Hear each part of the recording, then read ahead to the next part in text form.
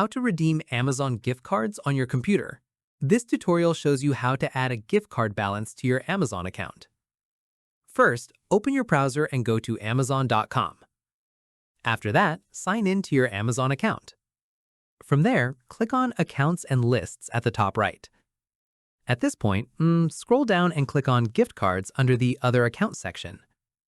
In the next step, click on Redeem a Gift Card. Following this, enter the claim code found on the back of your gift card or in your email. Once done, click Apply to your balance.